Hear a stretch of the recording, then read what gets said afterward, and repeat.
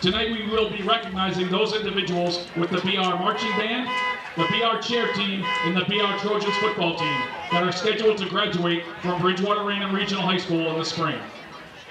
Each of the members of the three teams have demonstrated the true spirit and dedication of being a student athlete, not only pouring hours and the years of dedication into the skills they demonstrate out here for us every Friday night, but also in the classroom, balancing the time and effort of practice and academic responsibility with ethics and discipline. Tonight, these seniors will be escorted onto the field with those persons closest to them that have recognized the dedication and commitment these seniors display and have been an instrumental part of their lives, both on and off the field. Seniors, your legacy will forever be etched into the history of our school. The lessons learned from the previous years will undoubtedly serve you well in your future endeavors. You've led by example and have inspired countless of those who will follow in your footsteps. As you prepare to embark on the next chapter of your lives, remember the lessons you've learned: teamwork, leadership, sportsmanship, and most importantly, to never give up in the face of adversity. Though this may be your senior night, it's not a farewell. You'll forever remain a part of the legacy of our community.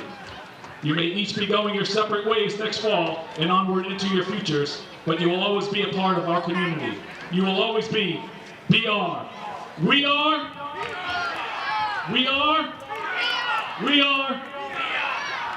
First up is our members of our band senior class. Mariah Ayers Gomes, escorted by her mom, Rachel.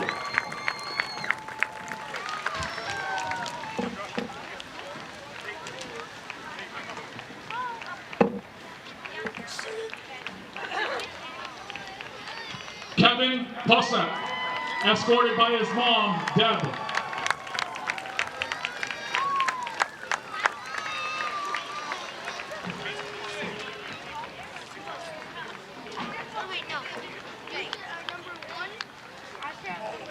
And Sophie Senna, escorted by her parents, Michelle and Dave.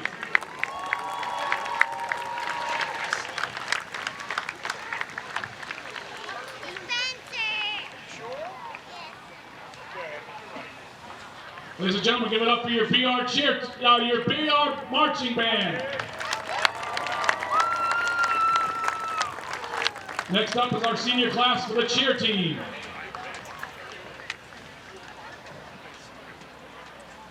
Coming out first, Anthony Arena, escorted by his parents, Debbie and Phil, and his brother, Jack.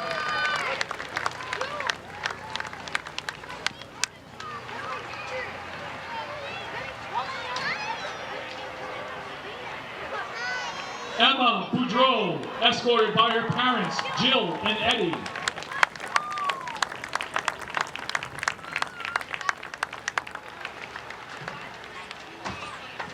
Molly Gavin, escorted by her mom, Brooke.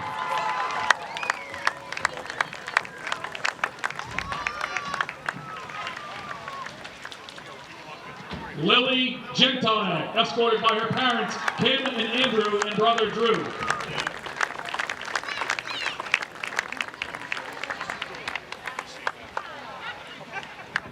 Jean Hackett, escorted by her parents, Lori and Jacob. Jane Hackett, excuse me.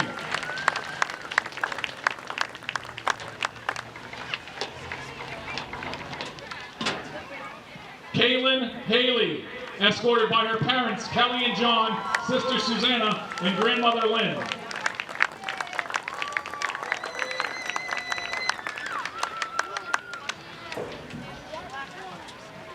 Lucy Larson, escorted by her parents, Corey and Daniel.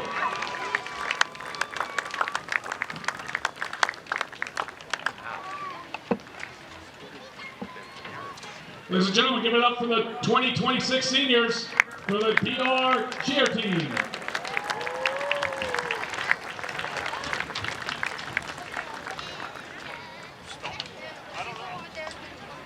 Now let's give it up for our BR football team. Led first by our guest senior team photographer, Sophia King, escorted by her parents, Rachel and Michael, and sister Lily.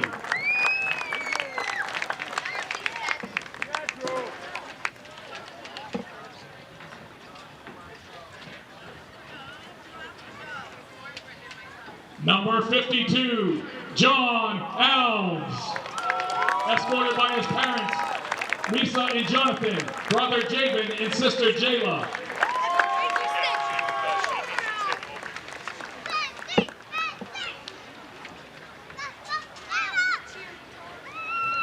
Number 75, Joseph LaFleur, escorted by his mom, Nadia, and sister, Alexandra.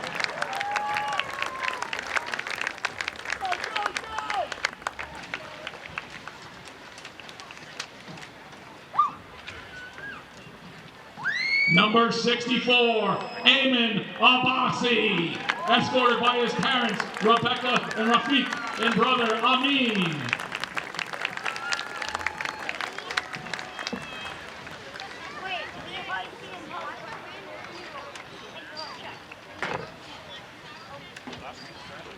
Number 62, George Corsi, escorted by his mom, Michelle, and friend, Jillian.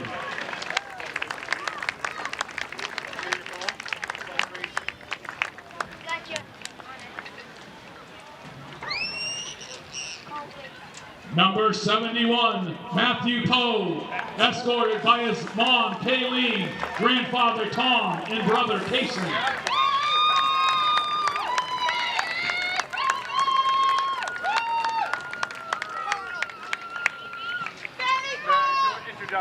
And finally, in true leadership fashion, your captains Nope, I got some pictures. He's on the field. He is on the field. that lead into battle and follow in praise. Number 5, Jameson Derica, escorted by his parents, Erica and Andy, and brother, AJ.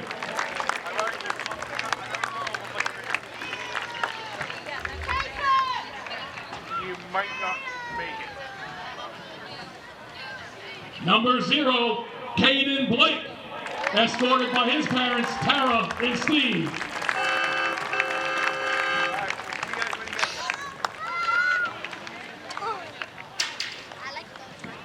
Number 51, Spencer Kilsby, escorted by his parents, Amy and Brian.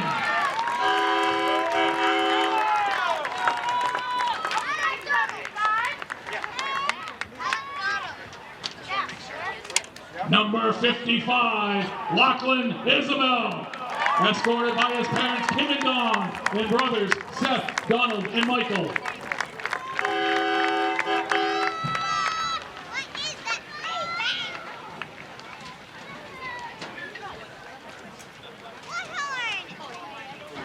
Number 4, Dylan Reed, escorted by his parents, Bernadette and Max, and sister Alex.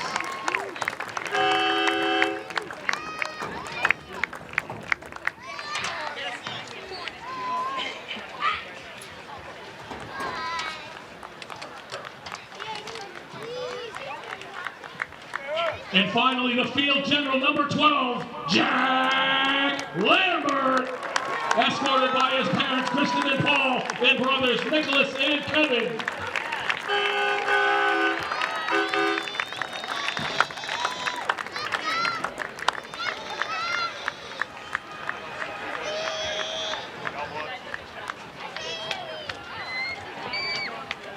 Ladies and gentlemen, give a big round of applause. The seniors for 2026 PR Trojans!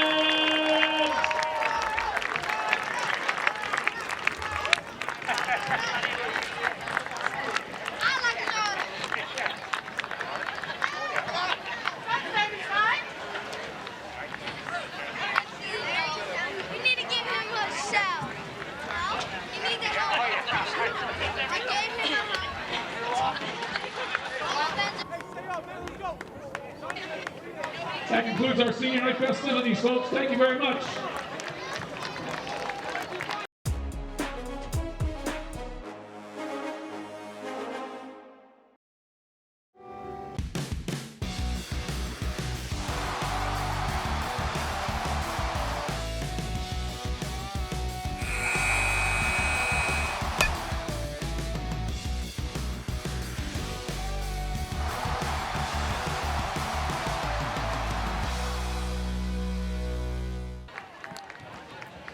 Football fans, on behalf of the BR Superintendent, Mr. Ryan Powers, the Principal, Miss Angela Watson, the Athletic Director, Mr. Bill O'Connell, and the Trojan coaching staff, led by Head Coach Ian Bain, welcome to the BR Athletics Complex.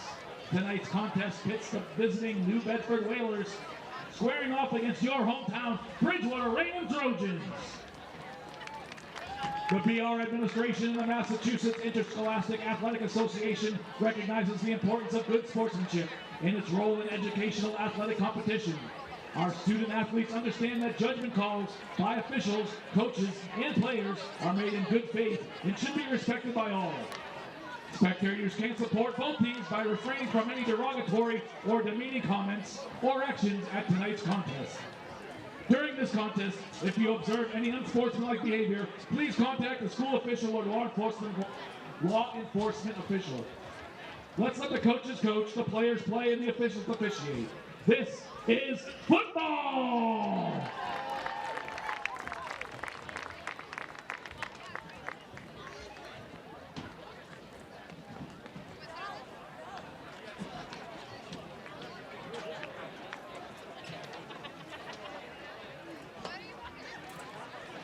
Ladies and gentlemen, we ask all in attendance that are capable of doing so to stand and remove all headgear and hats in recognition of the playing of the national anthem being played tonight by the BR Marching Band.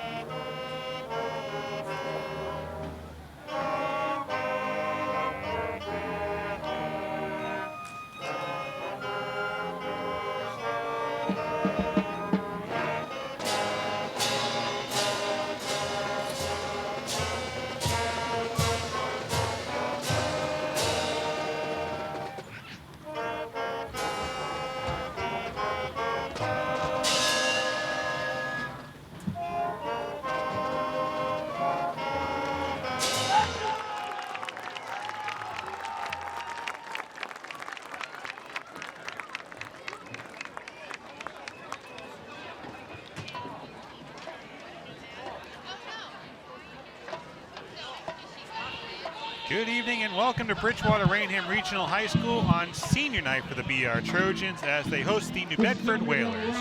John Luck with Zach Sylvia. This is senior night. 11 BR Trojans playing their last regular season game here at Bridgewater-Raynham. And Zach, you've had senior night experiences during your football career in high school. What are the emotions like for the players as they get ready to play a game that could have meaning as far as the power rankings go? Emotions are definitely high, but you're definitely locked in and laser focused at this point. You realize this is your last home game of the year. We are going to 2 straight away games after this one. So you're ready, you're locked in, but you're also very excited. You see the coin toss at midfield right now. We'll tell you about some of the fun facts in this game. Meanwhile, if you are New Bedford, there's really been nothing fun about this season. They come in here searching for their first win of the season. They've been outscored by the opposition 207-21.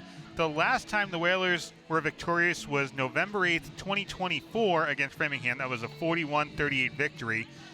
There's always that term in a game like this, a trap game for the BR Trojans. They're obviously playing for the postseason.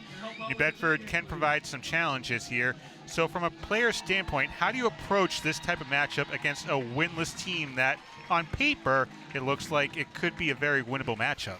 You play this team like they're undefeated. You don't play this team like they have no wins.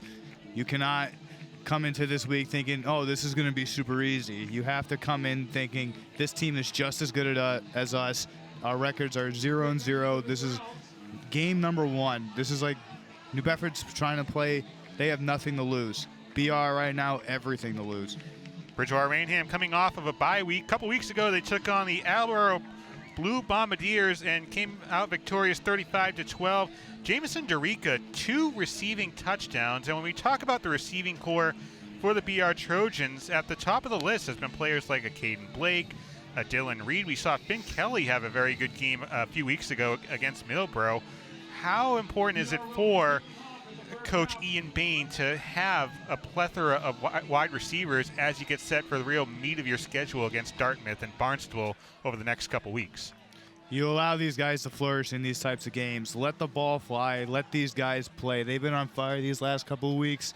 You got to get these guys involved. So for the Whalers, it looks like number 13, Matthew DeSantos, and number 15, DJ Furtado, set to receive the kick. No real wind to speak of on a beautiful Friday evening, and this one will go into the hands of DeSantos. And DeSantos will get wrapped up and pulled down across the 30 to the 31, taken down by number 25, Ryan Alves. As we see Ethan Bryant, a junior quarterback for the Whalers, come out here. And Zach, you had a chance to talk to a couple of the coaches before the game. It's been kind of a real Pandora's box as far as who we could see at the quarterback position. Yeah, they were telling me it's been a real struggle all season, just trying to find their guy and going right to Bryant. Obviously, you can see here. Tight formation for the first play of the game.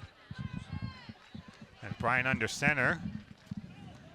And maybe picks about a yard or so on the play.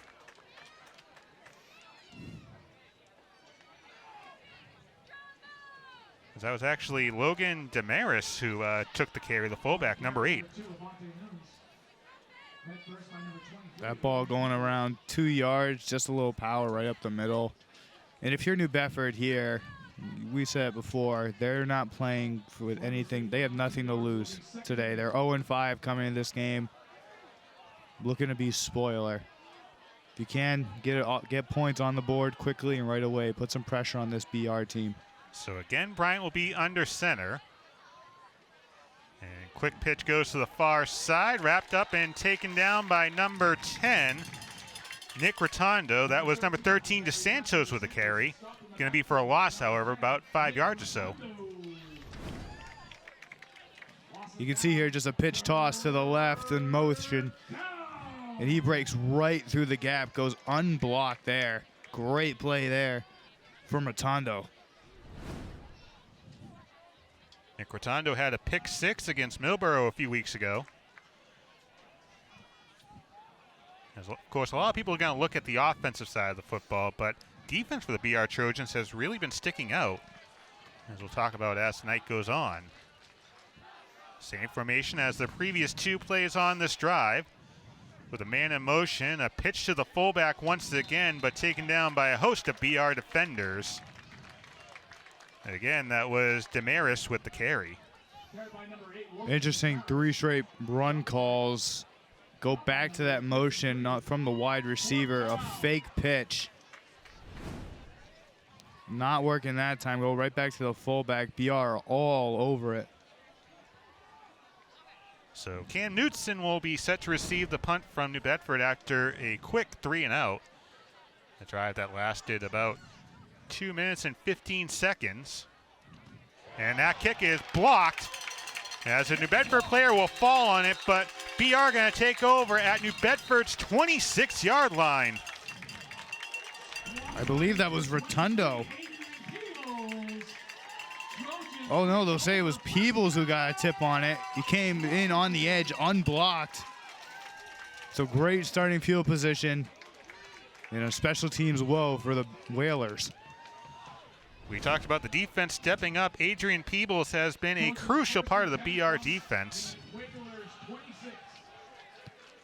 Coming up big there on the defensive special teams play. So now Jack Lambert, one of the 11 seniors, set to take the snap here out of the shotgun. And quick throw, that'll be too low, intended for Caden Blake. Lambert this season through 5 games, 1,200 passing yards, 75 rushing yards, 12 passing TDs, and 1 rushing touchdowns to go along with an interception, as we've seen him continually, get better as the season goes on, which I think you could say the same thing last year. Braden Lewis splitting out to the near side on the second down play. Quick pass to Reed, gets some traffic detail there as Reed goes inside the 10-yard line to the 9. Nice 17-yard pickup. You can see the safety dropping back, seeing the screen coming, but Reed, we know he has some speed up there, able to get through. Handoff, Lewis, and Lewis will find his way to the end zone. Braden Lewis puts BR on top early on. A 9-yard carry, and BR in front, 6-0. Lewis goes in untouched. Great blocking, pinning the guy inside. And BR on top early.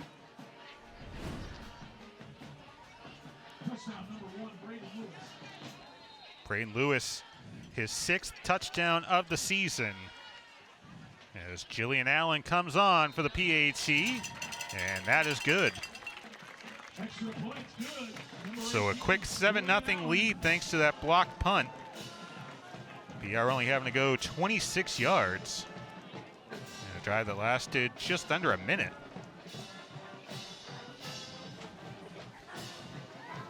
So a few weeks ago, we talked about the power rankings in Division II. BR was number 2 in the power ratings. They come into this game here this evening at number 5, just behind Lincoln Sudbury, and they got a fair distance between them and Plymouth North at number 6. But of course, as the season goes on, other teams' schedules start to affect BR's power ratings. And New Bedford is number 25. Kind of strange to see them above Everett. Everett coming into this evening 2-3. Nice kick that'll go into the hands of DeSantos. And DeSantos will be met by Finn Kelly.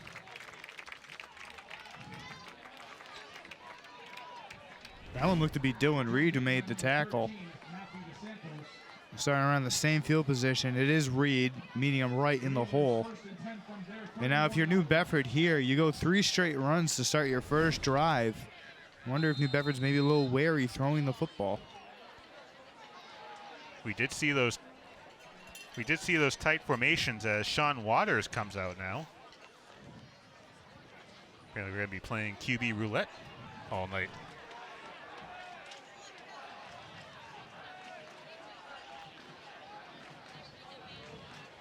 And we get a flag. New Bedford starting to play a little too early.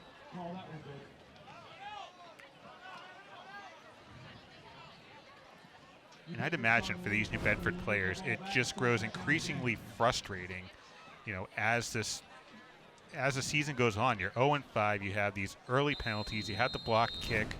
I mean, it can have a snowball effect as the game goes on, even in the first quarter. That's true indeed, especially 0-5. It's not the season that you wanted so far. Most likely not going to make the playoffs. Most likely have already been eliminated. You just want to come into this game, especially these younger guys, these guys who aren't seniors, come into this game and be like, okay, what can I improve on for next year and help this team be better? We talked about that against Millborough a few weeks ago when they were down 40-0. On the first down carry, getting back a lot of that penalty yardage is a handoff to number 8. That is Damaris once again. It's a little fullback power. New Bedford likes to go a little misdirection with the wide receiver in motion, going right back to the fullback there. And good to see that they're getting some net positive yards.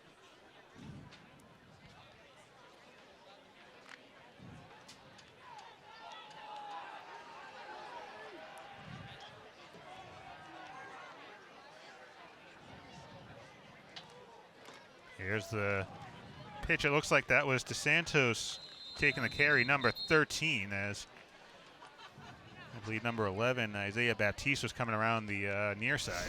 Wheelers pull out 1 yard there. It'll be third down. Little pitch inside. It was DJ Furtado.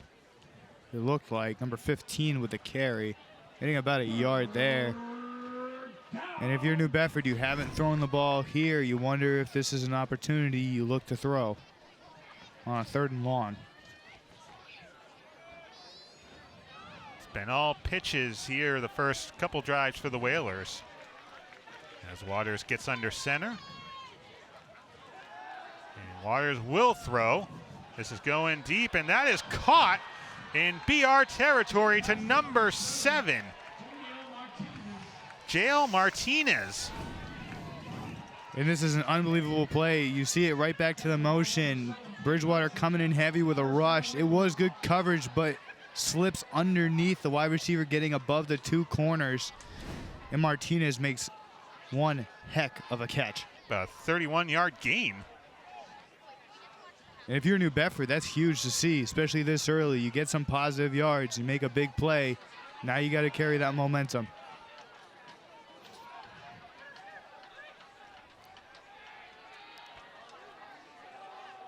Again, keeping the ball on the ground here. Short gain up to about the 35-yard line.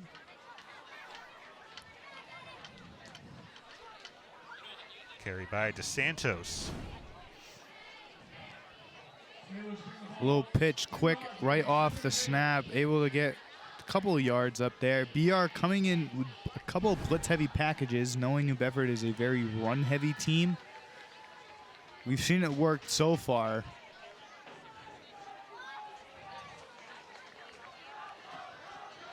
It's been the same formation the entire night here early on.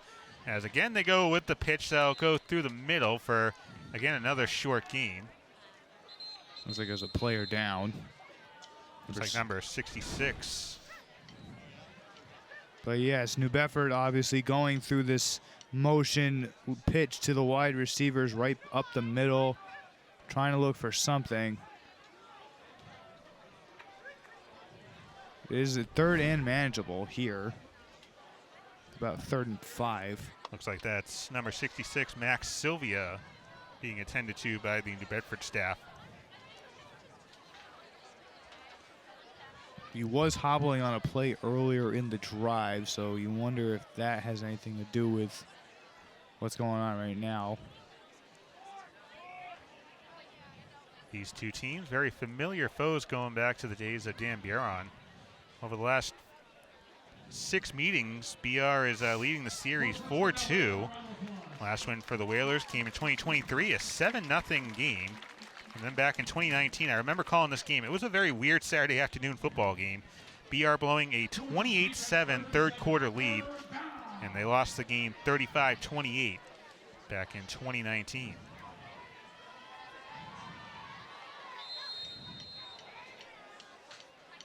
I think it was just weird to start off with the fact that there was an afternoon game here at the regional, as we're usually accustomed to Friday night games at the newer football field. The game was at 12 o'clock? I think it was 1 o'clock game because I think that was during the Triple E situation. So. Right. I do remember that. Fortunately, nothing to worry about this year as far as the mosquito situation and the BR football games. I think it was a throwback, though, because before this field, obviously they played across the street at the natural grass field. No lights to speak of, so every game was, I believe, at noon or 1 o'clock. As on 3rd down, Waters going to keep it, and Waters is going to get ripped down. Initially on the stop there was number 9 for the BR Trojans, Drew Sylvia. This play went absolutely nowhere. Little fake pitch out to the receiver, but the Trojans pile on there. It looks like they're going to go for it. Whalers in really no man's land here at the BR 34-yard line. We already saw special teams being an issue for the Whalers, so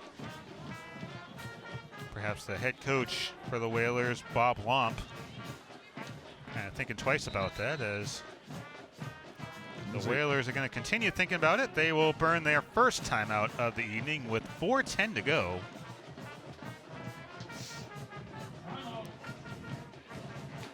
Seemingly a pretty fast quarter. all things given. Folks, big round of applause for the BR Marching Band and the BR cheerleading squad. Nice turnout here at the regional for senior night before the game, as you saw the crowd taking a second to recognize the senior football players along with the senior band members and senior cheerleaders. They will have one more game guaranteed here at the regional. That's coming up on Thanksgiving morning against the Brockton Boxers. But, of course, a lot of stuff still to sort out as far as the power rankings go. BR last year hosted one game. That was against Algonquin. I think that was the first game hosted at the regional for the postseason since 2018, 2019. Of course, a lot of BR fans hope to repeat history this year and have another playoff matchup here at the regional. On fourth down, Waters comes back out to join his team on offense. A 4th and 8 from the 34. Waters rolls out to his left, throws one for the air, bobbled and dropped by Corey Blevines.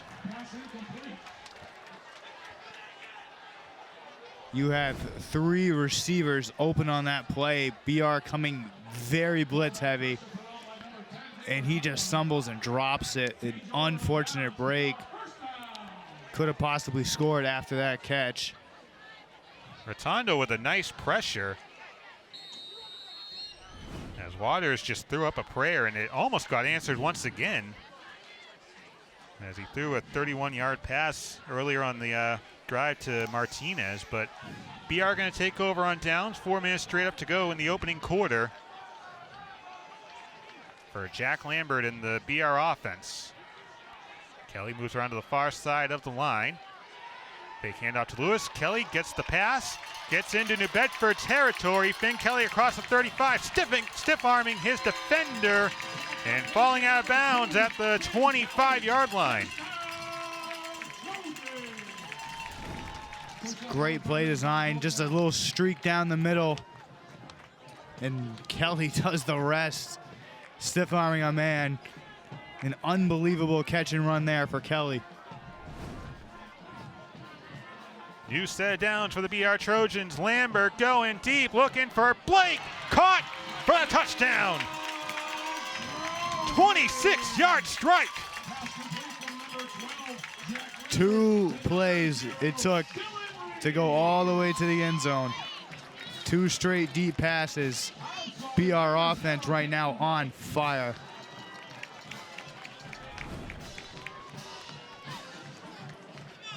Completely beat his man by a whole step. Jillian Allen will come on for the PAT once again after a nice pass from Jack Lambert to Caden Blake, 2 seniors on senior night. And the junior kicker will put the 14th point on the board.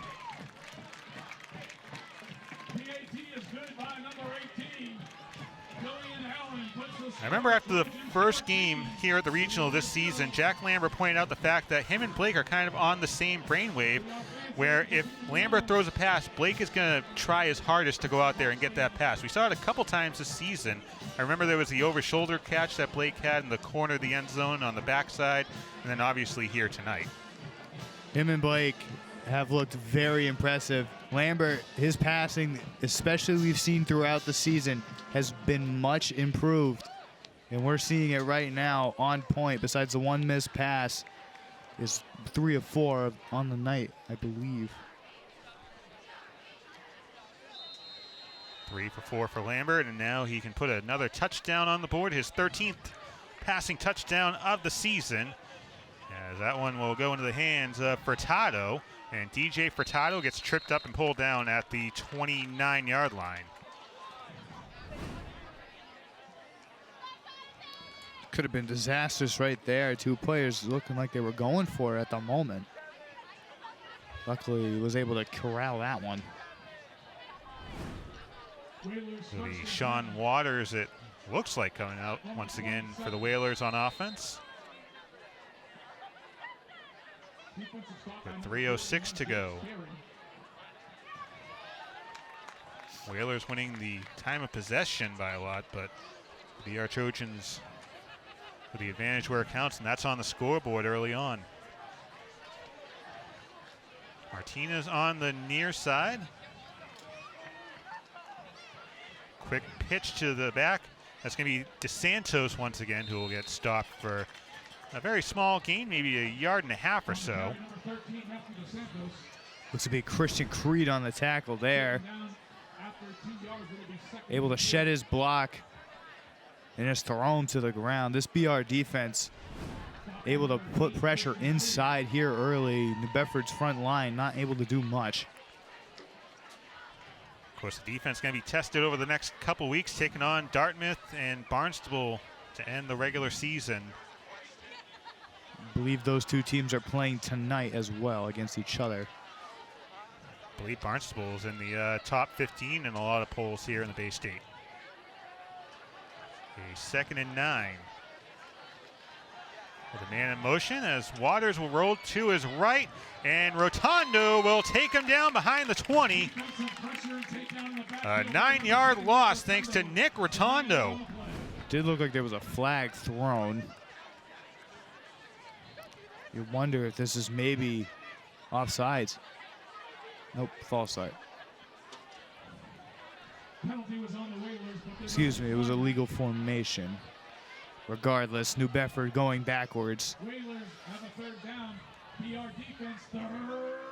A tough season continues on here for the Whalers early on.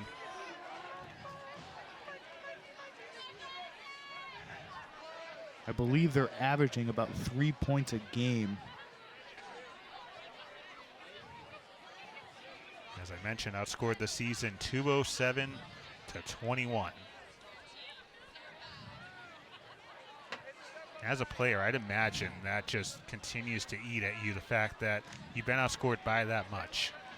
It's definitely not easy, especially to work week in, week out, trying to win each game and just allowing that many points.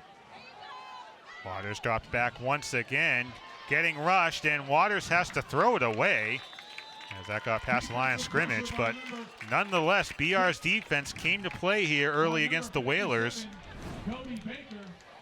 BR dropping more into a coverage scheme. Peebles dropping back from the line of scrimmage and able to apply pressure once again. Waters running for his life.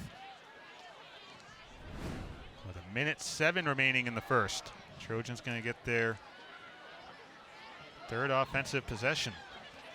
If you're New Bedford, you just want to try and get the kick off at least here. Make BR's life a little bit harder. Brady Almeida going to kick it away. And his last kick blocked, nearly had it blocked by Peebles.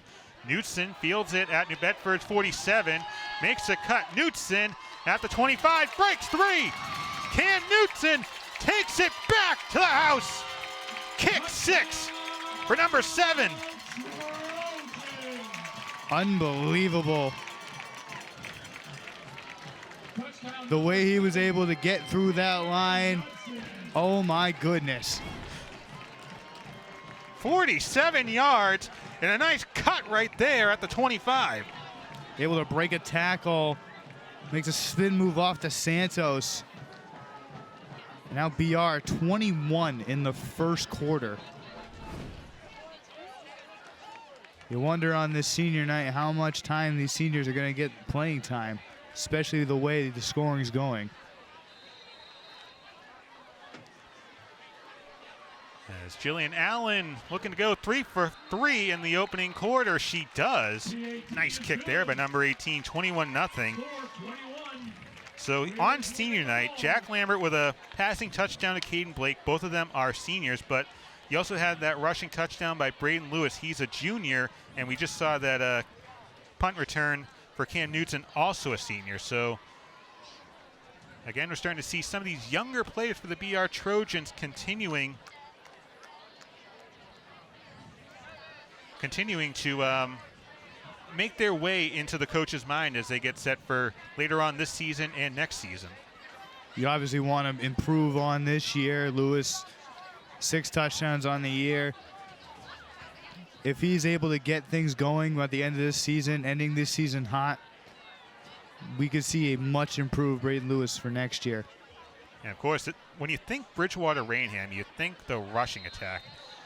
The likes of a Sean Noel, Brennan Gallagher, Pat Omar, going back to the really deep history books of the BR Trojans. As New Bedford will start from their own 16-yard line.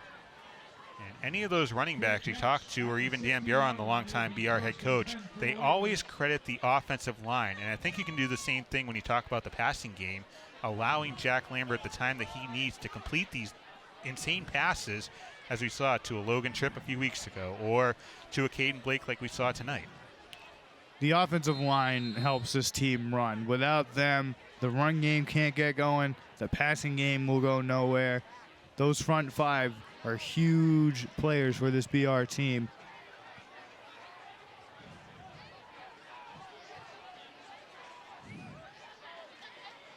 Harder's back out.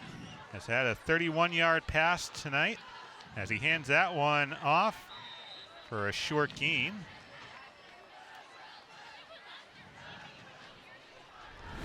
As that was number 8 with a carry, Damaris. Damaris looked like he had a chance there. But a couple BR players able to slip the block and able to make the tackle. It was a nice little 3-yard gain there. 4-yard gain, excuse me. I feel like it takes me an extra second trying to see the numbers because they're all piled into the same formation. They have had a couple of nice pitches.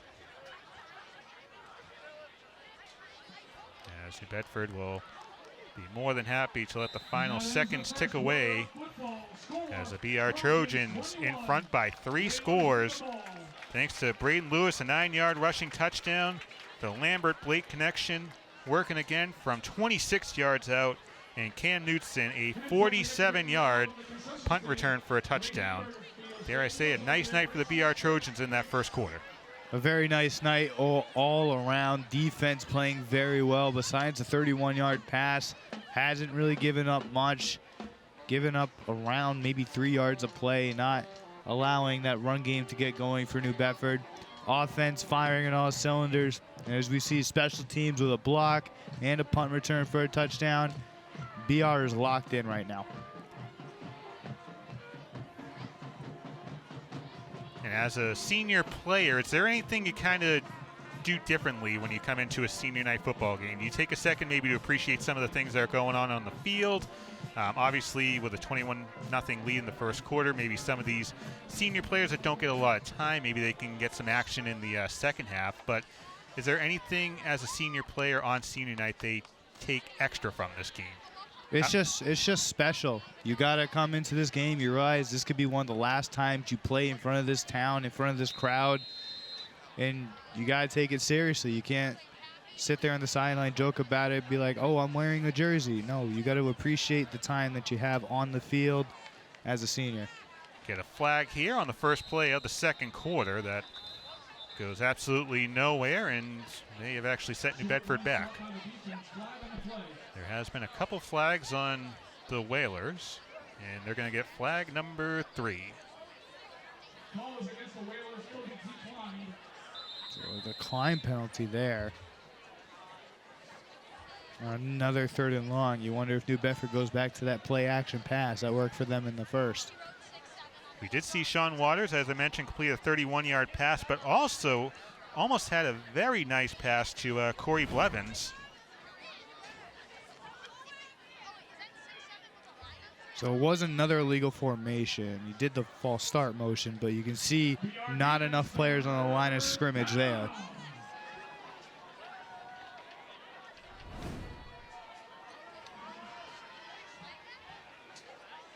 Waters back under center. Rolls out to his right, going deep again, and off the fingertips once again of Blevins, who just laid there for a second, just staring at the sky. Knudsen was in good coverage, stride for stride. This is a great ball by Waters. And once again, it's a tough catch to make, especially on the sideline. High school, you only have to get 1 foot down, but especially at that angle, with that coverage right on your back, it is a very tough catch to make. Cam Knudsen set to field this punt. Already has one brought back to the house They'll take a New Bedford bounce and roll, and the BR Trojans, I believe, will start from their worst field position tonight, their own 42-yard line. Terrible field position.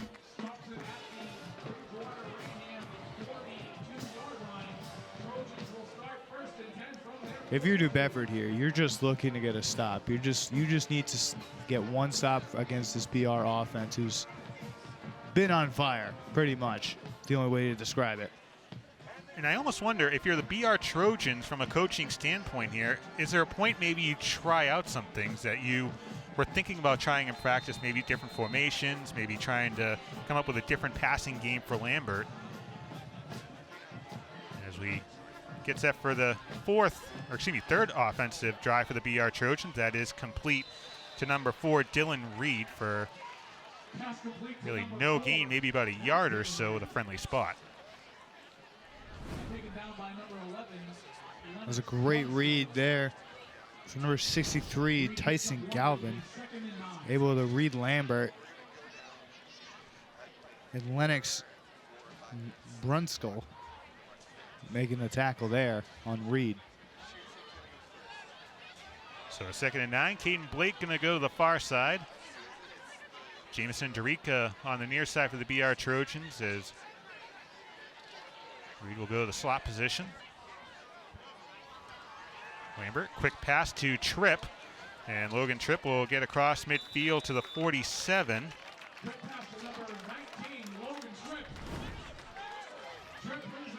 A 10-yard gain for the Trojans, new set of downs. Just a little flat route out of the Trips.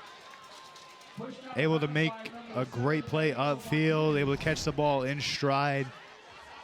And that's what Lambert's done a great job this year. He's done a good job of leading his receivers, allowing them to catch the ball in stride and make a play upfield. In that game against Millborough, Logan Tripp with that ridiculous catch in the corner of the end zone as Lewis goes through the middle of the New Bedford defense and gets pulled down by number 60, Congo Hepburn Stanley. Stanley able to do a nice job finding the hole there. I believe that is BR's shortest play of the day. Second shortest. Nonetheless, everything else has been clicking for the Trojans offensively. Though Ian Bain will burn his first timeout of the evening, with his Trojans in front 21-0 and facing a 2nd and 8. A beautiful fall evening here in Bridgewater. I'd say we've gotten very lucky with the weather that we've had for some of these games. Of course, with Thanksgiving coming up, that's always Pandora's box. We had a game in Brockton, I think it was 3 or 4 degrees, where the equipment actually started to freeze. And we had the rain in Brockton last year. So maybe it's just the games at BR that the weather just turns out to be pretty nice. Well, it's at BR this year, so we're hoping. At least we know it's going to be cold, but we at least hope it's cold and bearable. More importantly, that DJ Jeff Fowler truck's going to be making its way down 24 with donuts. That's right. A 2nd and 8, 8:53 to go. Lambert, quick pass to number 5, Dorica, as Dorica breaks free, and Dorica inside the red zone, finally taken down at the 16-yard line. 29-yard pickup. There's just a one-step screen, good blocking outside from the receivers.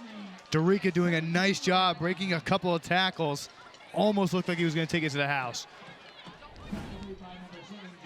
Hand off to Lewis, and he gets tripped up inside the 10-yard line, up to about the 8.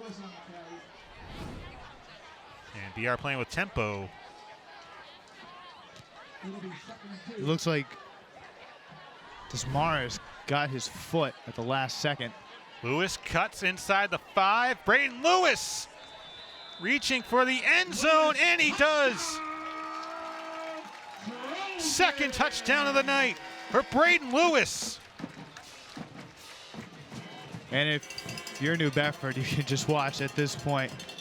BR's offense is clicking on every single cylinder. Lewis cutting upfield. The play was originally designed looking like It was going outside, using that vision, being patient, finds the end zone once again.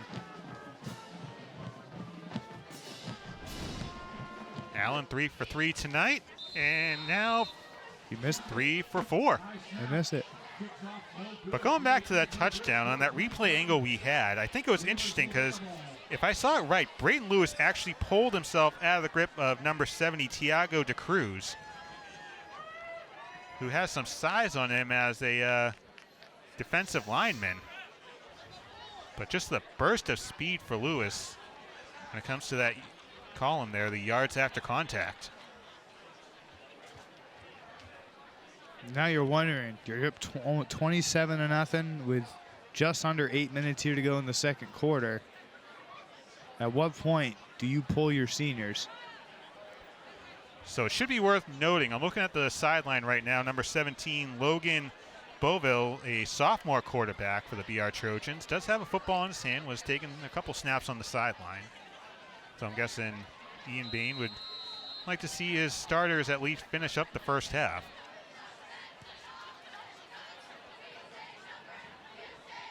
As that ball is going to be fumbled originally, but stopped at about the 34-yard line thanks to number 11, Isaiah Baptiste. Decent recovery there by the Whalers. Bobbled it for a moment, able to kind of streak down the field a bit. This is a good starting field position for New Bedford, their best of the day. DeSantos with the return for the Whalers.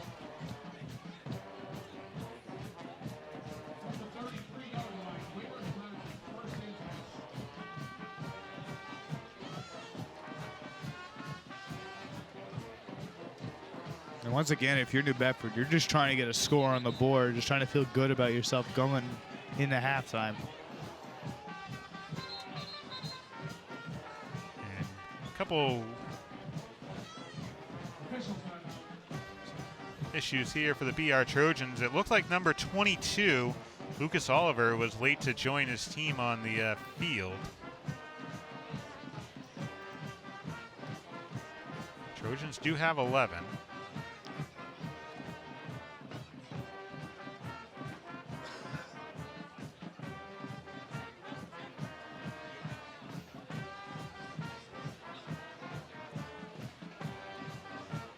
So this is interesting to see here because Ian Bain talking to Isaiah Baptiste, who I don't know if Baptiste was supposed to join his team on defense on that play, but BR's up 27-0. Ian Bain continuing to push his team to focus, and in a 27-0 game in the second quarter, a team can certainly lose focus when they have the advantage like that. As again, that was, I believe, DeSantos with the carry for about a 2-yard loss that time. This BR front seven has been phenomenal so far today. Able just to break through that first line of the offense, getting past the running backs blocking. New Bedford's run game hasn't worked so far in this first half.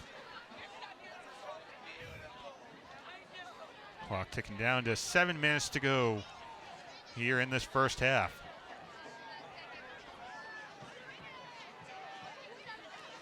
Waters, quick pass to Furtado, actually a pitch as Furtado will break free across the 35 to about the 37. That play at first looking dead in the water. Furtado doing a nice job, breaking a couple tackles, bouncing it to the outside, getting a nice positive yardage to make this definitely a third and manageable. We've seen Waters try to pass the ball a few times here. Heading down here, 1 for 4 passing for 31 yards. Just fingertips away from being maybe 3 for 4. Going to hand the ball off here on third down, but that'll go absolutely nowhere. Ball carried by Desmaris and pulled down by number 23, Adrian Peebles. Another fullback power right up the middle. Positive yards that time. You can see some frustration from this New Bedford team. A little pushing and shoving after the fact. So Bob Lomp will keep his Whalers on the field. Should be worth noting that Sean Waters, the Whalers quarterback right now, actually technically came on in relief. It was Ethan Bryant getting the start for the first drive. A 4th and 5. Handoff to the fullback. Believe Close he to the first down marker. That is to Dismaris. Going to be short. Yeah, they called him a yard shy. It looked like he had it from where we were. It was good push up front from the front line. But it looks like he gets tripped up. And yeah, he comes up a yard shy. So I think they're going to bring the chains out. High school football doesn't have what the NFL has with the chip in the football. Well, that's the first year they're doing the chip in the football, so. How do you like that, chip in the football? It's interesting. It's very interesting indeed. But I think it's a little more accurate. Wow, look, by a ½ inch. Just missing it. As frustration continues to creep into the Whalers in what has been a frustrating 2025.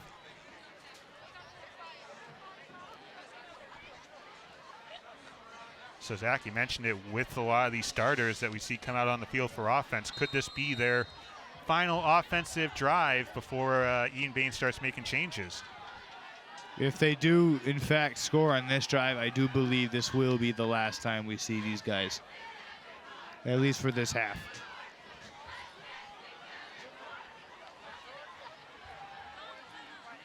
Lambert, a 3-step drop, looking downfield, and he's going to go underneath. That is to Dorica, who broke free for momentarily, but pulled down at the 41 by Ethan Bryant. It looked like Dorico broke the tackle for a minute. I think he just tripped up on Bryant at the last second. He broke the tackle, and his foot got caught. Could have been a scary situation there for Dorica, the way he landed out on that right foot. Lambert completes that to Reed. And Dylan Reed breaking free. As Reed will get pulled down shy of the 15, right around the 16-yard line. 24-yard catch and run. We've seen them go to the screen pass multiple times today. Reed with a convoy up the middle. Tries to cut it back outside. A couple of Whalers there to make the tackle. But nonetheless, BR's offense driving once again. Jack Lambert, 8 of 9 in the first half. Quick math here, getting close to 100 yards, if not over.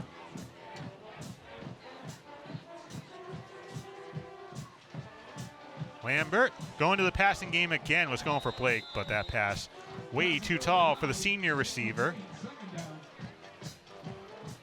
So, of course, I mentioned the passing stats for Lambert. Incomplete pass right there.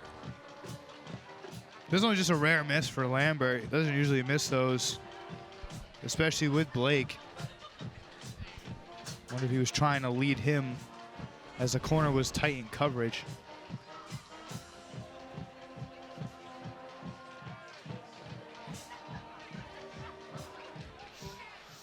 Blake and Reed on the near side for the second down play. 4 minutes straight up to go. Handoff to Lewis. Braden Lewis lowering the helmet, lowering the shoulders, fights his way to the 5. His 5th carry of the night for the junior running back. 5 carries, 2 touchdowns, and he is just playing bully ball right now. 35 yards unofficially for Lewis on 5 carries.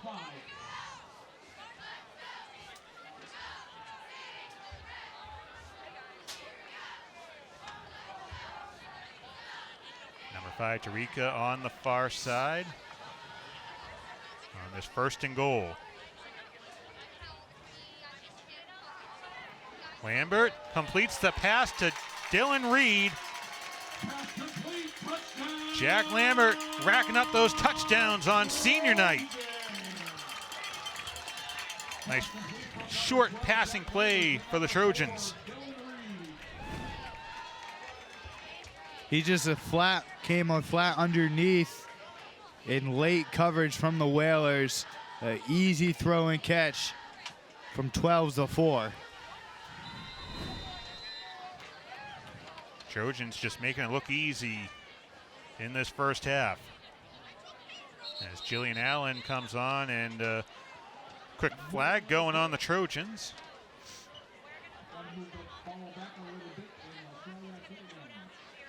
This would be a false start. Although we have seen on a couple of the kicks, Allen does have the leg to hit from distance.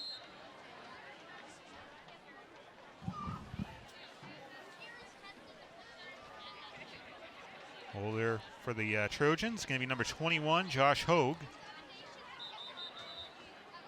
Another flag. And I believe this is an illegal formation here. So the Whalers had the first 3 penalties of the game, though one was declined. So back-to-back false starts. Not what you want if you're BR. At the very least, perhaps the Trojans are trying to see where Allen can hit in a field goal situation. Got to spin it positively. I don't believe you can spin that positively.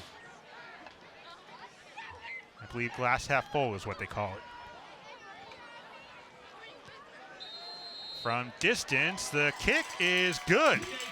Had a bit extra with that one. Would have been good from 50. Okay.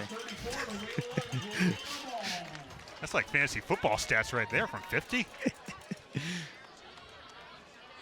Though not your fantasy football team, we've learned it's kind of hit and miss. All right.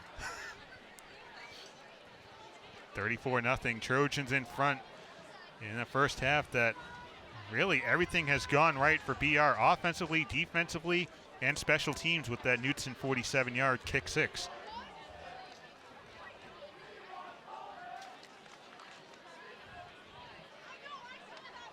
And I know I'm repeating myself at this point, but New Bedford just needs to find something going in the halftime. A score, whether it be a touchdown or a field goal, going in the half, being shut out. It's not a good feeling. A booming kick that'll go into the hands of DeSantos, bobbles it around his own 10, and he'll get pancaked to the ground by number 44, Brady Cartwright.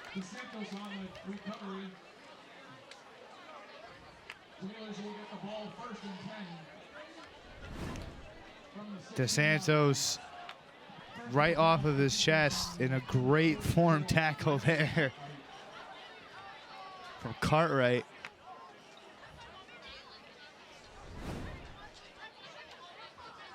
Sean Waters back out for Bob Lomp's New Bedford Whalers. Looking to get some positives offensively in this first half.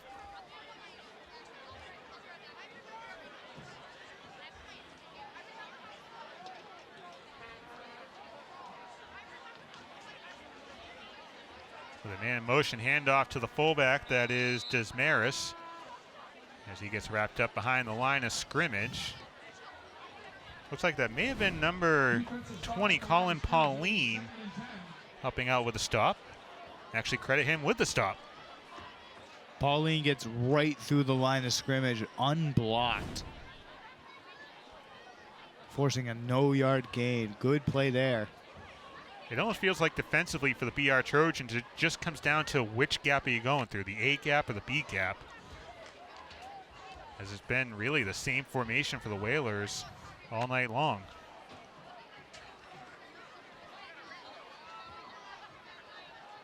New Bedford's also been one of those teams that run a lot of run heavy, especially in these past couple of years.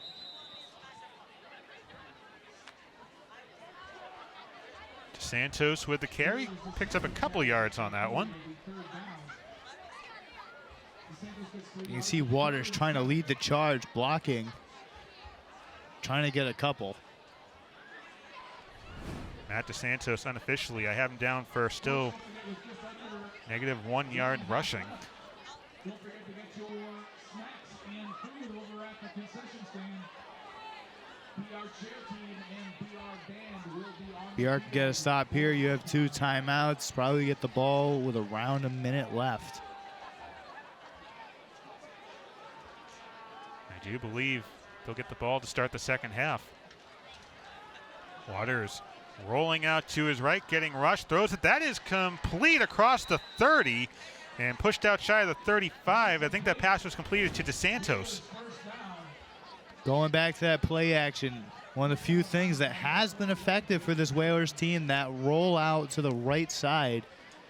And DeSantos getting the Whalers first down today with 1:09. A 15-yard passing play. Correction, they did have that long pass. So 2 first downs picked up for each quarter. Not to mention 2 passes that went off of the fingertips of Corey Blevins.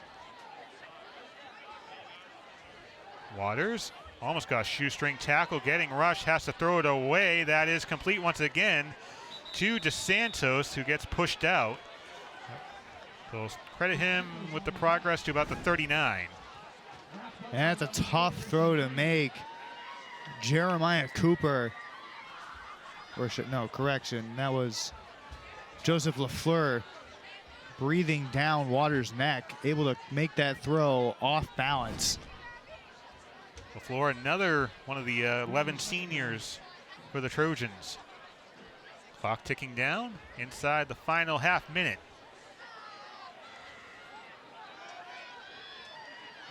Waters given more than enough time to throw it, as that's going to be incomplete. Once again got rushed by LaFleur, who did take down Waters. The Whalers offensive line having trouble with LaFleur, just applying pressure. That pass a little off to the left from DeSantos. So maybe that's that positive you were looking for Sean Waters and the Whalers. Obviously not a big positive, but still back-to-back passing plays. Waters completing to DeSantos. It was 2 passes, but still 20 yards and back-to-back passing plays for positive yardage. And that's something New Bedford can go into the locker room. A little bit of positive. That's what you need as a team. You need to have something positive. You have nothing positive going into this. It is very hard to come out into the halftime not faced with, detrimental feelings. A 3rd and 5. Waters again getting rushed, to flag on the play, so most likely going to be declined as Waters taken down by Colin Pauline with 13 seconds to go. I believe this will be a holding call right on the edge. I believe that's going to go on Hepburn Stanley. So the 3rd decline penalty, but nonetheless still setting the Whalers back momentum-wise. See it right there, right off the left side. They'll get you every time with that arm bar.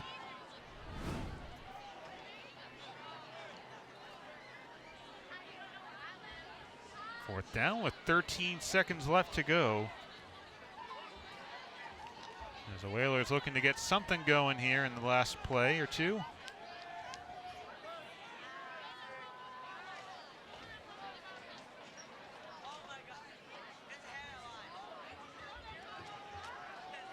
Waters gets out of the pressure, got rushed. Will throw it up, intercepted by Cam Knutson. Knutson across midfield, pulled down as the ball came out, but he was still down with no time remaining in the first half. The BR Trojans really just putting a capper on what this game has been. All Bridgewater-Raynham, and the Trojans capitalizing on the Whalers' miscues. Waters just throwing up a prayer on that last play under heavy rush, and an incredible interception going over the top of DeSantos. Ooh, that ball was out. He was not down. It will not matter.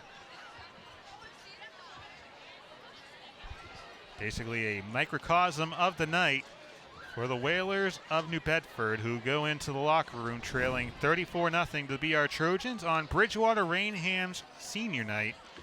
We will step aside for the halftime entertainment and be back with you for the second half after this.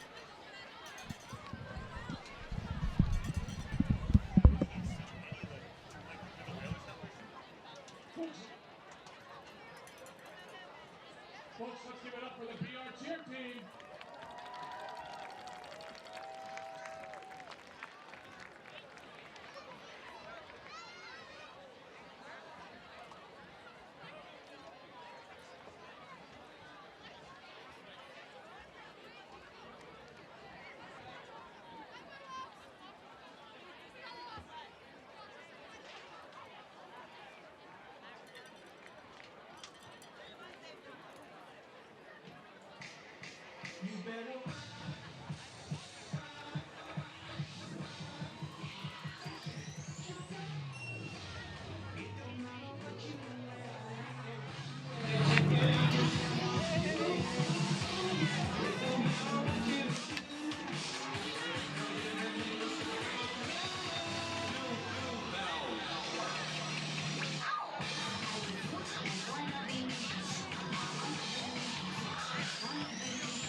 Two.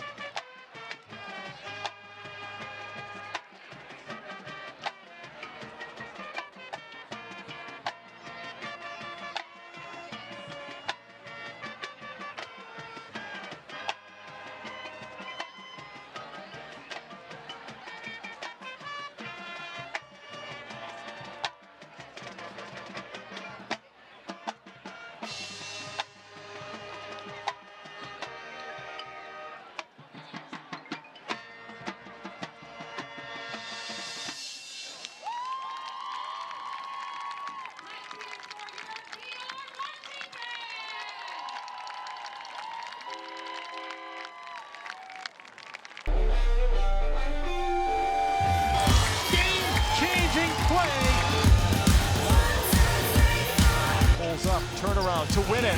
Got it!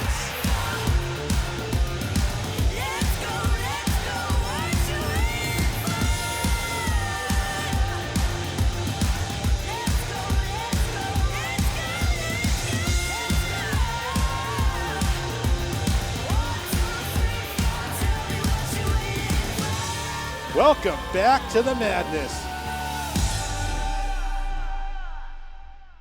We're back here on senior night for the BR Trojans, and they are in front 34-0 over the New Bedford Whalers. John Locke, Zach Sylvia back here with you. And Zach, we talked about at the end of the first half, offensively, defensively, special teams, everything clicking for Ian Bain's BR Trojans. Indeed, Lambert right now 9 of 11 with 157 yards, 2 touchdown passes on the day. Blake as well, 5 carries, 35 yards, 2 touchdowns, as well as Lewis, who also has 2 touchdowns on the day. So the BR Trojans, there were a couple passing touchdowns. Jack Lambert connecting with Caden Blake from 26 yards out. Lambert to Reed for a short touchdown pass. Braden Lewis, as you heard Zach mention, had a couple rushing touchdowns, one from 9 yards out, one from 4 yards out. And Cam Knutson with a 47-yard kick return for a touchdown. And for the BR Trojans, we talked about it over the last few minutes of the second half. At what point do we see players like a Jack Lambert, like a Jamison Dorica, or even a Caden Blake? How long do we see these players, if we do, in the second half? I believe we'll see him for at least one more drive in this game. This is obviously senior night. Coaches are going to want their seniors to play. The seniors are going to want to play as much as possible. But especially going into next week with a very tough opponent in Dartmouth, who is undefeated at the moment as of tonight, you want your starters to rest. You want your guys to be as healthy as possible going into a very big matchup. Let's talk a little bit about the Whalers here, as they've had a difficult time getting any sort of positive momentum, though we did see Sean Waters connect with Matthew DeSantos on a couple consecutive passes, 20 yards combined, but it's been difficult for the Whalers to get anything going in the first half. As number 10, Brady Almeida, will kick it away.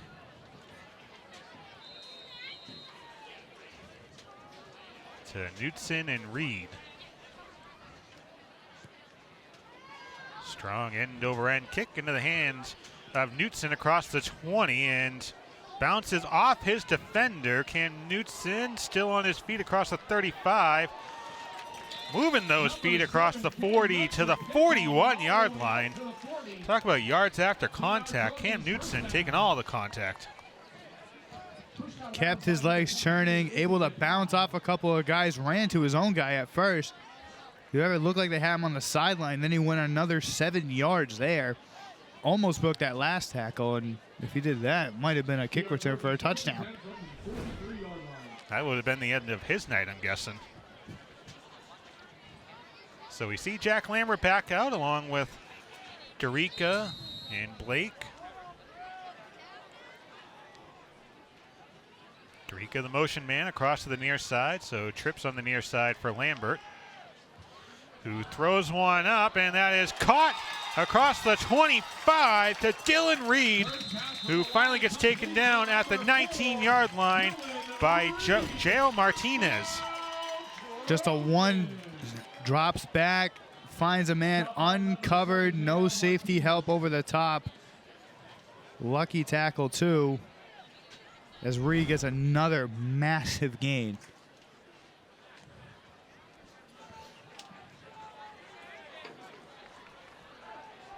Dylan Reed now 92 receiving yards on 5 receptions. Big handoff, nice sidearm pass to Dorica. As Dorica goes across the inside, Dorica falls near the end zone, and he is into the end zone.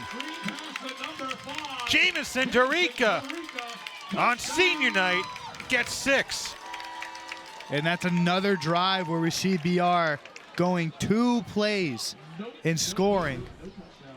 Or they're going to call correction. him down at the 2. Oh, my goodness. touchdown, touchdown. No, wait a minute. Touchdown. You know what we're going to do? We're going to wait for the kick to go through the uprights. Then it's the point of no return. So we see Jillian Allen. So the touchdown, I believe, stands. So that's going to be a 19-yard receiving touchdown for Jamison Dorica. His third receiving touchdown in the last 2 games. A difficult snap, as that one's going to go to the left. But nonetheless, 40-0, and the only thing struggling in the second half has been apparently the official with a white hat. Couldn't decide if it was a touchdown or nothing. I've never seen that. Well, unfortunately, we're the only ones with replay up here, so they have to eye that the entire way. But that was an incredible call. Touchdown. Oh, wait, no, it's not. No way it is. I will say, high school officials have a very difficult job because they don't have replay.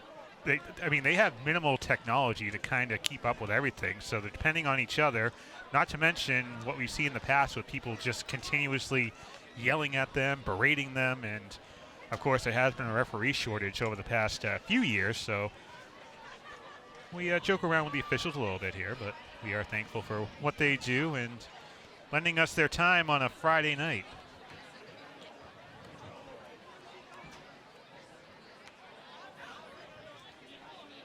With 10.5 remaining in the third. Trojans in front by a lot here, 40-0. Hand over hand into the hands of DeSantos. And DeSantos initially got stopped at the 25, but pulled back to the 20. They'll give him the forward progress at the 25. As we'll see Sean Waters come back out once again and try and make something of the night for the visiting team. We saw at the end of that first half them able to complete a couple of passes, able to move the ball downfield a bit, but their run game has been non-existent here today. And of course, any momentum they've had has been typically set back by penalties, though a few of them have been declined. As that gets bobbled, and it'll be, I believe, covered up. Nope, comes loose once again, but this time it is recovered by the BR Trojans. Ryan Alves with a recovery.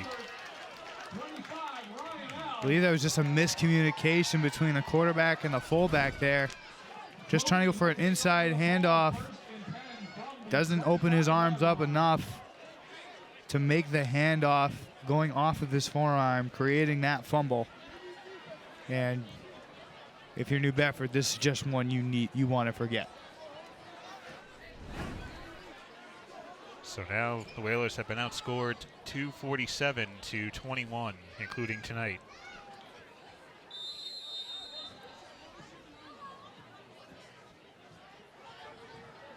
And Ian Bain will call a timeout.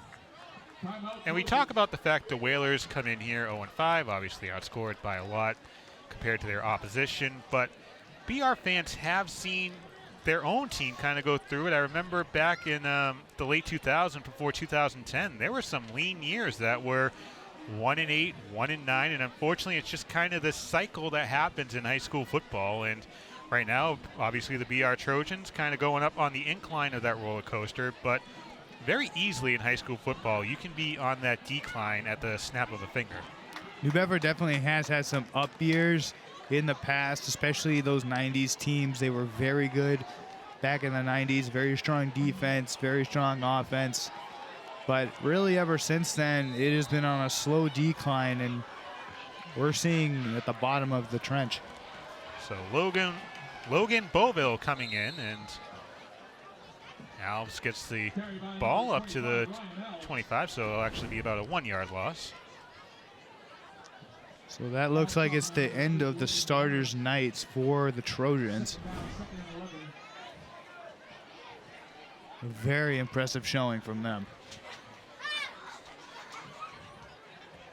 It was kind of interesting before Ian Bain called that timeout. It almost was like a snap back into reality. Oh yeah, we're going to pull the starters right now. Timeout.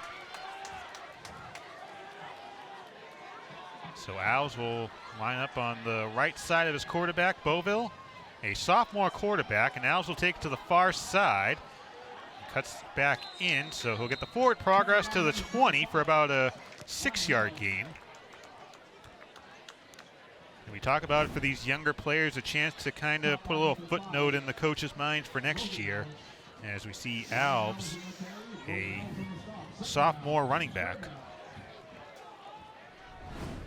At this point, you're junior, sophomore, and you said it, trying to show the coaches what you can provide for next year, finding areas you can improve on throughout the offseason. And this is one of these games, especially since you're in the third quarter, you're getting a lot more playing time. Beauville through the middle, and that is dropped, as that was going to be a highlight play for number 81, Drew Gentile. This is a great play-action pass, and the freshman just not able to hold on to it. One of the coaches requested us to call it, for you guys to call it number 25 Tarzan.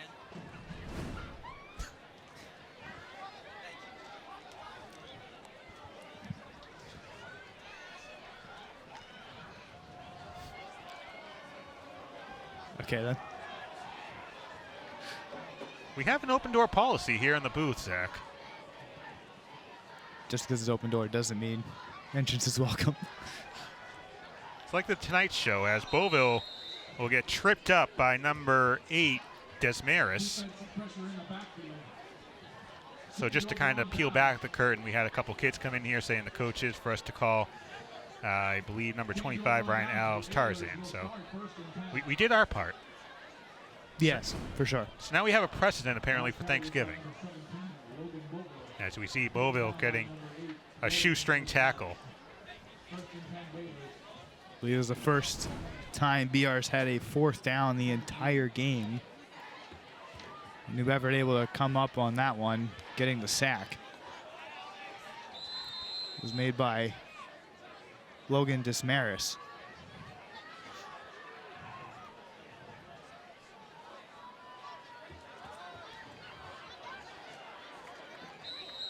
Once again, whether it's the first string or second string, the BR defense coming out to play, as I believe that was 45 with a key stop. That would be Harry Rumrow. Rumrell doing a nice job, able to get right through the line there. Gets untouched and just makes a great tackle, only allowing a yard.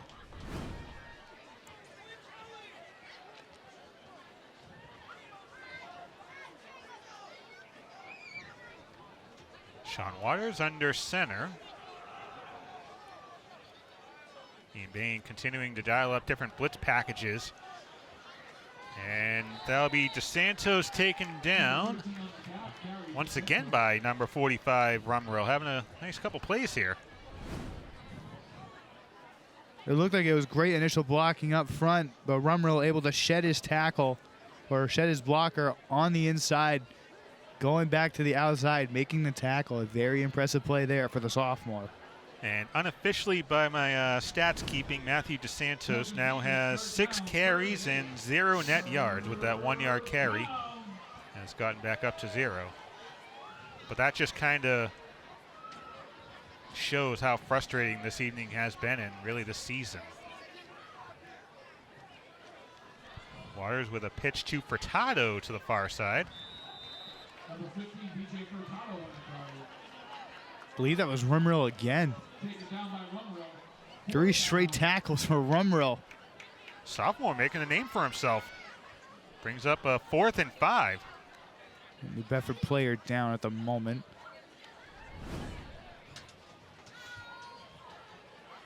Rumrell just coming down the line, goes unblocked, and that's pure technique right there from a defensive end, going right down the line of scrimmage.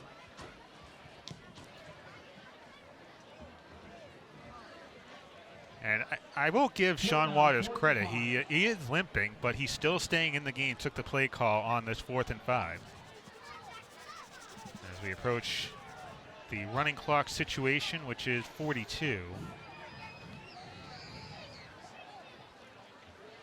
The end around, and Not Rumrill, but this time it's going to be number 44, Brady Cartwright, with the initial stop on DeSantos.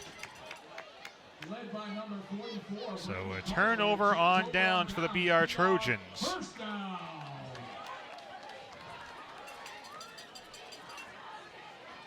Just a good play there from Cartwright, right up the middle. Coming up and making the tackle. Flies through the hole, unblocked. Incredible speed.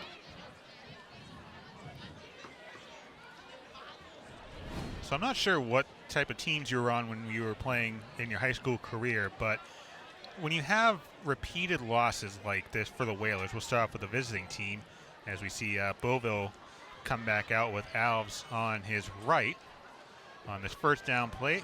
Nice sidearm pass, going to be incomplete. When you're a player on a team that's having frustrating week after frustrating week, what are those practice sessions and those film sessions like as a player, where it's just kind of Groundhog Day every single week?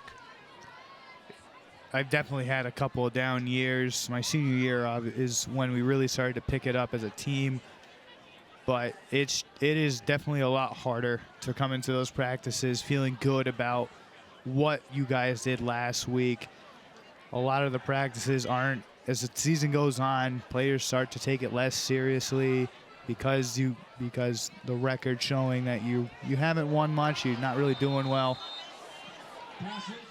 So the pressure is completely off, but the ability to want to play isn't really there.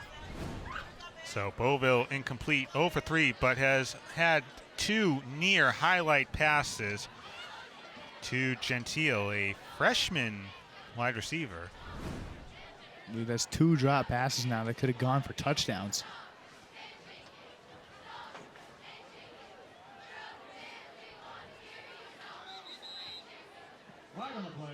Flag, quick one immediately right out of the formation. Wonder who this will be on.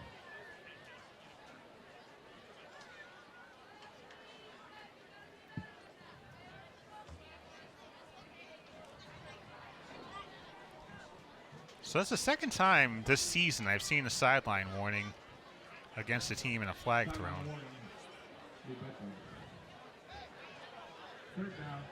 I've been on the sideline for college football games, and there's been referees that'll come over to the coaches and say, you know, get your players back, and it's usually 3 warnings, but they are moving the ball up, so maybe it was done before and we just didn't know about it. So a 3rd and 5 for Beauville, who will keep this one on the ground, trying to get a new set of downs, and he will just pass the line to gain. Number 17, Logan Beauville on the carry. This is a design quarterback run. Tarzan leading the way. Able to pick up the first down. Again, we had 2 strangers come into the booth and tell us that, so let's, in case the Alves family is watching tonight. That's the only time I'm saying this. There you go. Clock winding down, approaching 5 minutes to go in the 3rd quarter. As the Trojan second string offense comes in, and the Whalers knew it right off the bat. So it did look like he ended up short, but they were able to draw New Bedford off sides. Not what you want to see from your defense.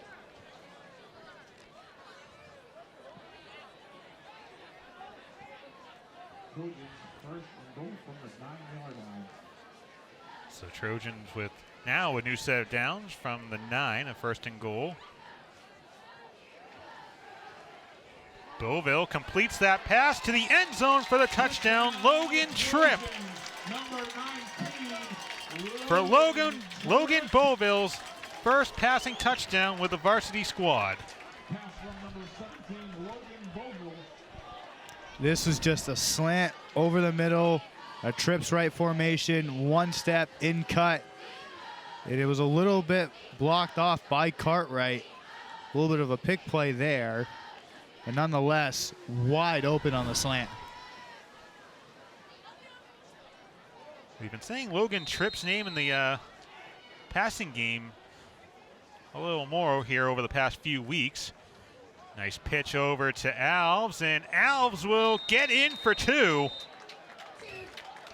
As there was a late hit by New Bedford on the near side that I don't think got whistled, but nonetheless, Trojans adding on to their lead, 48-0. Just a toss play to the outside. Alves does a nice job setting the edge and cutting upfield at the right moment. So now I believe it will be running clock from here on out. I will say, on a chilly night, not the worst thing in the world.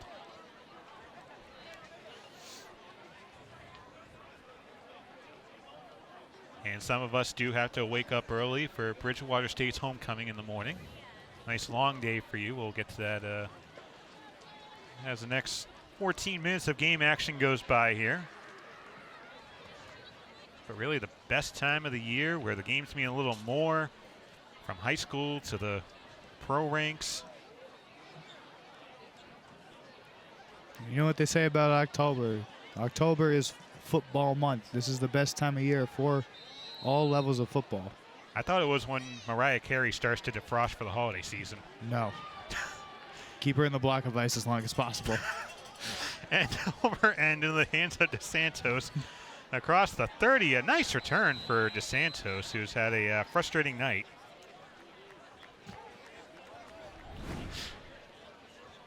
DeSantos, one of the brighter spots on this team, returning and receiving wise. He has that ability to get upfield and has the speed. You've seen that a couple of times off of catches and off of kick returns. The question is, how often can this New Bedford team actually get him going?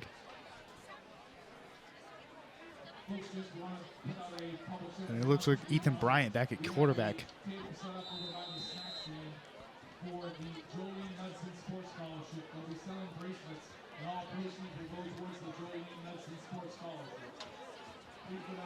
So again, this tight formation that we've seen from the Whalers all night long, kind of a throwback to the late 90s. As on the end around, it went to Furtado, but he'll get stopped behind the line of scrimmage by about 2 or 3 different BR defenders. That front push, even from the second string players, just getting right through the line. Andrew Presumi, number 24, and number 3, Gabe Ocampo with the stop. Second down, second 11. A 1-yard loss for Furtado. And again, he gets the pitch, making up for that lost yard. Picks up a couple extra. Number 15 Furtado on the carry. Right back to the same exact play. Furtado this time able to get upfield.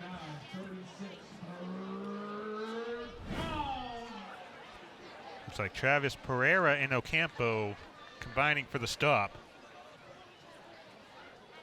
Bring up 3rd and 6.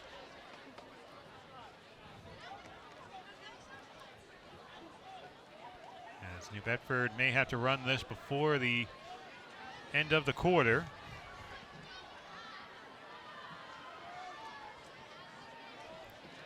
And they go to the end around. Short by a couple yards of the first down marker, but that will bring the 3rd quarter to the end off a carry by Anthony Douglas. As the Trojans in front 48-0. And we do want to take a second here to thank our crew. We have our Glenian, Mike Moriello, Al Lacerda, got Tim Costa, Brendan Curtin, got Jordan and Josh holding it down up top on the main cam. Then we have Jeff Fowler. I think he's in the truck. I'm sure that was a hard proposition for him to be in the truck. And of course, if you're watching this and you may say, why aren't there more cameras? Well, this is a volunteer operation, so you know, whether you're a fellow athlete for the regional or maybe a parent, you have a few free hours, feel free to hop on btvaccess.com. We just actually updated the website thanks to Al Lacerda, and we have different events that you can actually RSVP for. So as we get into the real crunch of our schedule, we have games at Stonehill. We're bringing our production truck there. We're bringing our production truck to Bentley. And of course, here at the regional. Visit btvaccess.com for more information on how you can help volunteer. And who knows, you could be behind the camera. You could join us on the microphone. Make fun of how we eat pizza, as my broadcast partner does. But breaking free, a nice run for DJ Furtado into BR territory.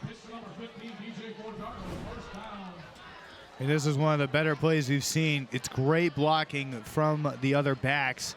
Furtado able to find a hole, getting upfield. And I believe their biggest gain on a run. They have had a 31-yard passing play. And of course, we mentioned those near passes that turned out to be for naught.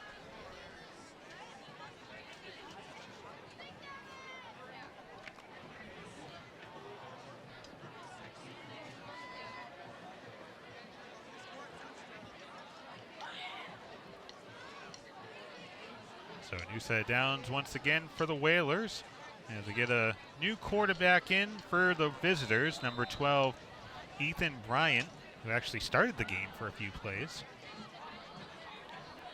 And the Whalers moved across the 40 to the 39. Whalers starting to move the ball now, getting a good push up front from other backs and receivers. A little bit of confusion on the offensive side, nonetheless, positive yards for the Whalers. Very busy weekend of football here in Bridgewater. Of course, we have tonight's game that you're probably watching on delay, but we do also have Bridgewater State's homecoming weekend just hours from now.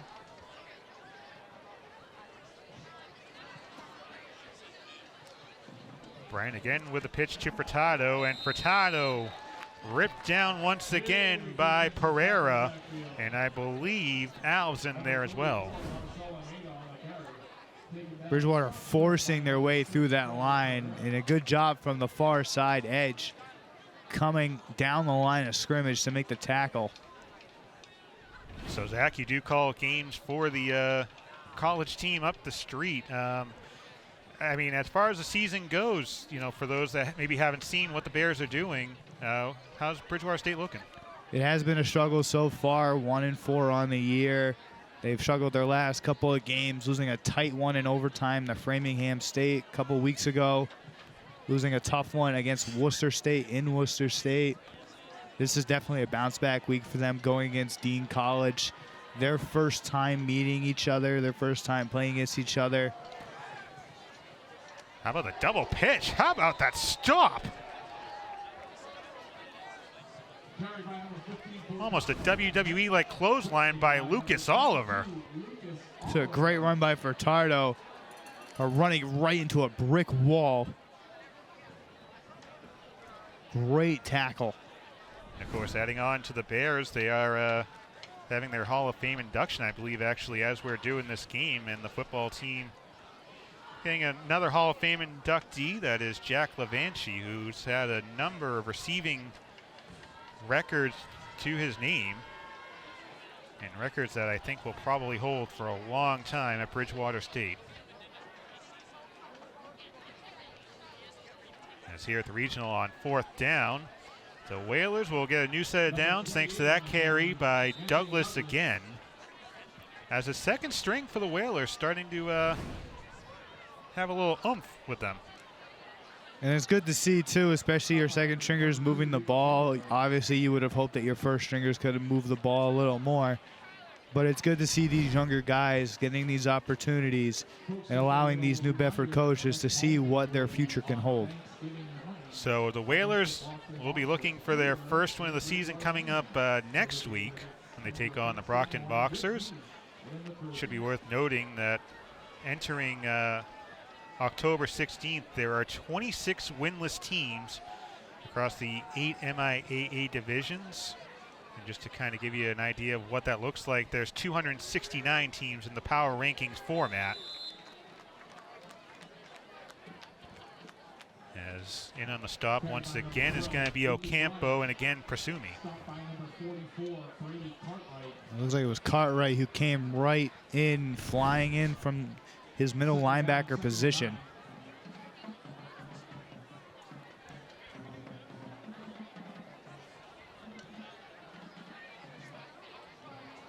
So we've said it a few times, the Trojans will be taking to the road for the last 2 regular season games. They'll be at Dartmouth next week and then at Barnstable. I believe that's a Thursday night game, the night before Halloween on the Cape. The pitch goes to Douglas, who gets some protection, and he'll be stopped just shy of the first down marker, so going to bring up a 4th and short for the Whalers, continuing to move the ball down the field. Just good blocking up front. Douglas has done a nice job, able to find the hole for the Whalers. Whalers doing a nice job moving the ball right now.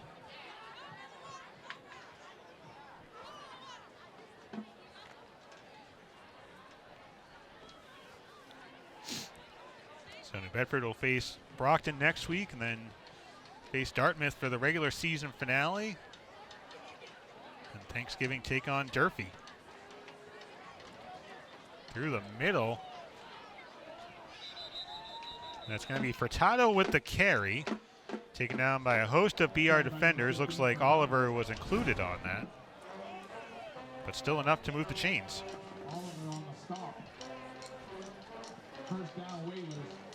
Got a competitive game down in the South Coast area, Zach. I believe it is in Barnstable. Oh. Still south up here, though. I'm taking the wins where I can get them. As we saw with that PAT that was pushed back to the 20 in the first half, I think positive. You're very much a glass half full kind of guy.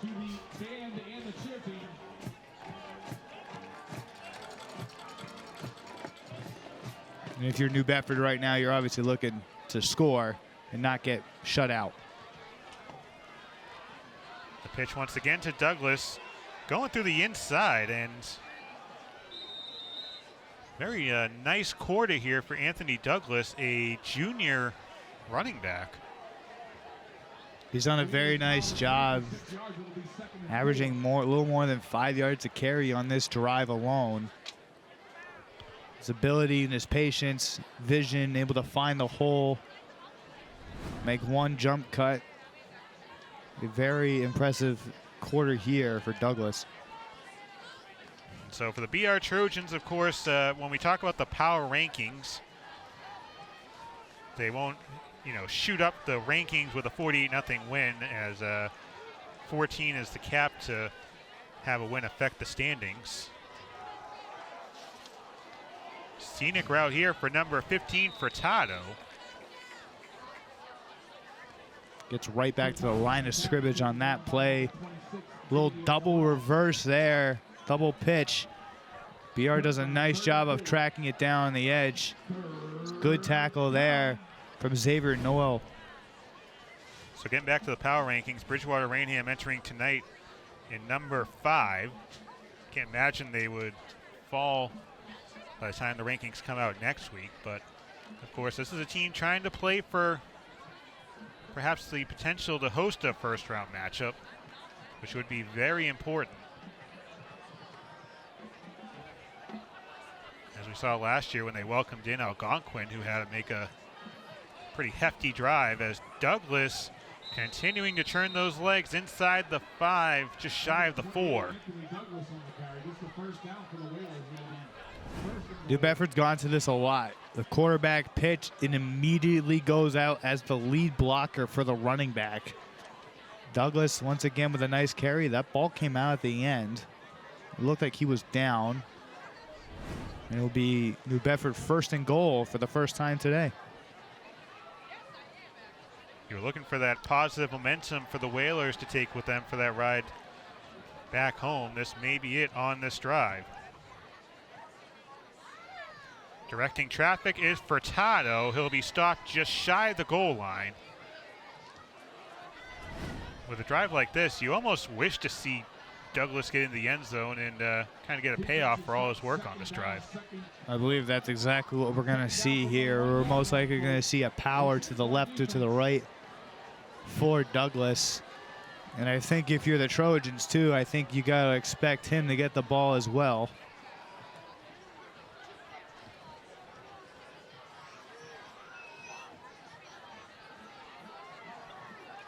Bridgewater-Raynham, their last couple home games here, have held the opposition scoreless, but that may change.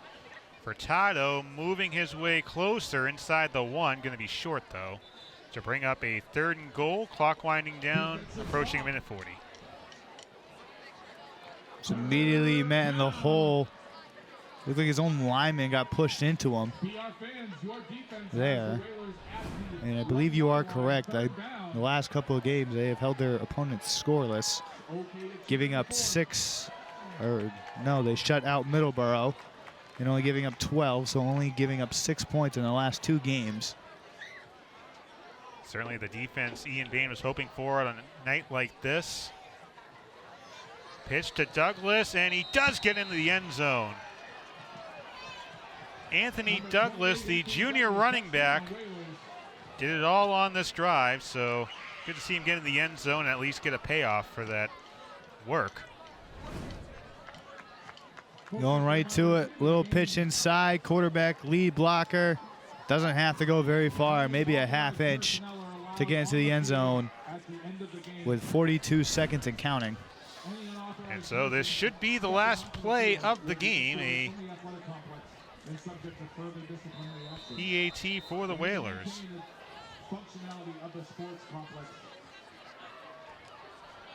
Brady Almeida will get the 7th point of the night for the Whalers to end things here for Bridgewater-Raynham senior night.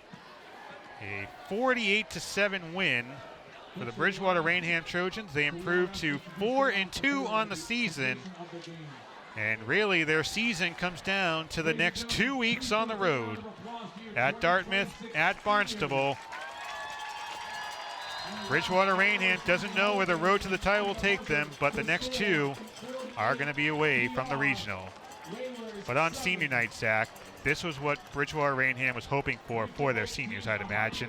The likes of a Lambert, Blake, a Dorica, players that were crucial to the Trojans over the past couple of years to have a night like this where they can take in all the pomp and circumstance around the night that is senior night, put a great showing on the field in the first half, and kick back and relax in the second. Exactly. These seniors, a couple of offensive drives where they had scored at only 2 plays in multiple drives. But especially with this momentum going into next week, this is huge against a very good and very talented Dartmouth High team. So the Bridgewater-Raynham Trojans win their final regular season home game 48-7. Next 2 games on the road, and who knows after that. Thank you so much for watching here on a Friday night from the regional. For Zach Sylvia and our crew here at BTV, I'm John Luck.